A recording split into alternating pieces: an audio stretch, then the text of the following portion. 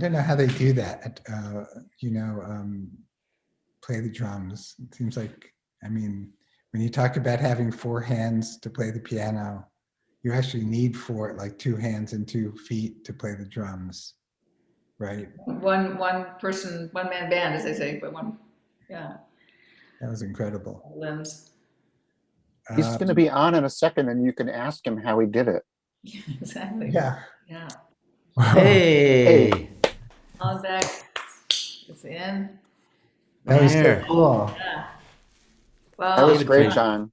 That was Thank you, beautiful. David. Killed it, man. He killed Oh it. yeah, he's Oh, amazing. yeah. Wow. Yes. Yeah. And I saw he was You already looking know at, that. David's going to join us in a moment, but I did see he was looking at music, and which was kind of incredible because it sounded so natural and fluid. But he's following something very closely, obviously.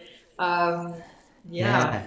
I How Yeah, mean, I did mean you do it's that? supposed to sound improvised. So he did that great, just have the emotion of improvising, even though it's not improvised. is it totally notated? Is it totally Yeah. like everything's Yeah. down, every Wow. little, Yeah. wow, Yeah. There's wow. not many people I would do that for, but I know David can handle it. Yeah. Wow. Wow. And Wow.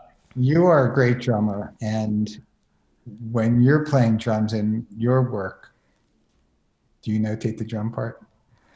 No, no. I mean, I kept talking to David. I was like, man, I wish I didn't have to notate this for you. I wish I could just explain it to you because it would be easier. But it, considering the time we had and that he can, read great and everything, I decided, well, maybe it'd be interesting to try to write it down. But yeah, I had started this piece for myself and definitely did not want to write it down because it was kind of based on speech rhythms and I didn't want to know what it was.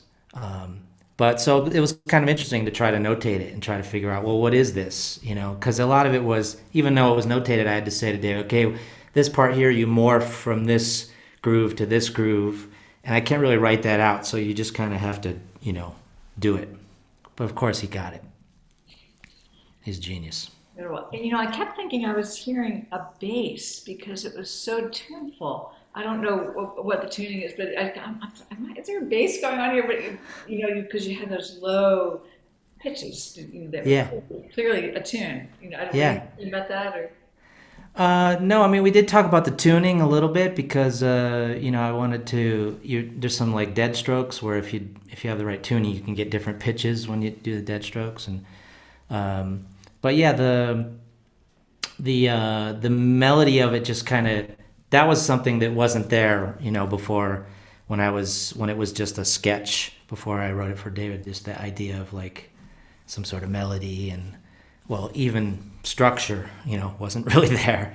I just had a few little doodads, that I was thinking about going from one to the other. So kind of like speech rhythms to drum grooves, and then but drum groove becomes a different drum groove, and then becomes kind of a blurry, perpetual motion kind of just kind of gesture, and then somehow finds its way back at the end.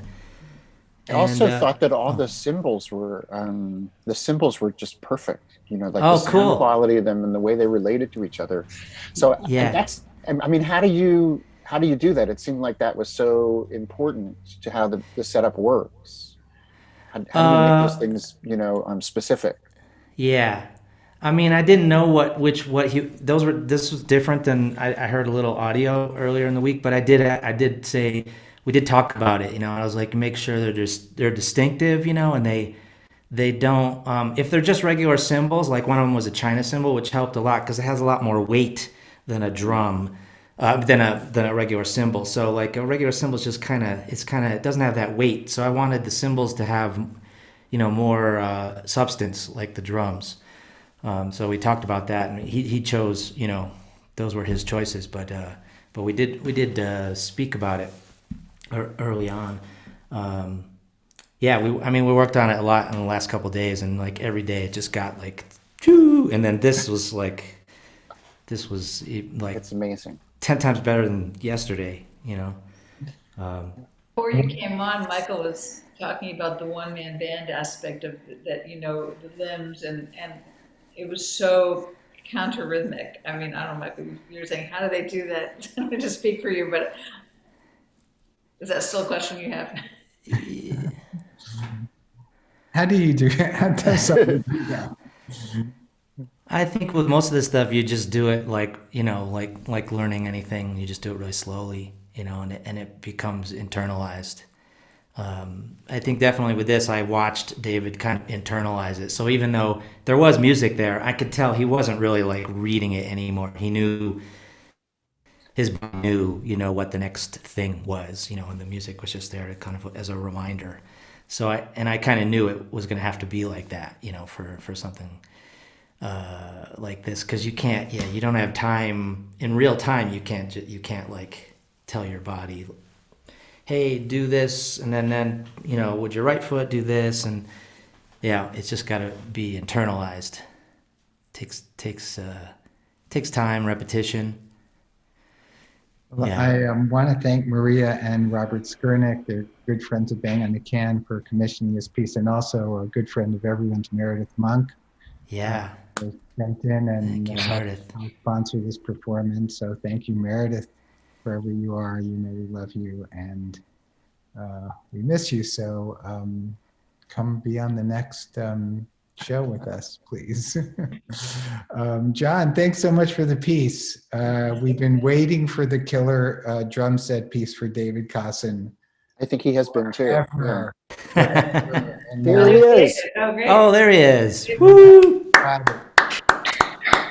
David, thanks for joining. Oh, wow, that was amazing. David, Oh, thanks. have we been waiting for the killer drum set piece forever? Yes, and John delivered. Thank you, John. Thank you, man. It was great. That was awesome.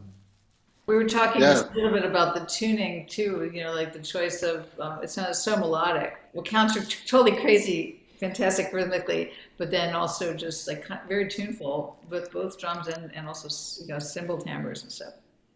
Oh, nice. Yeah.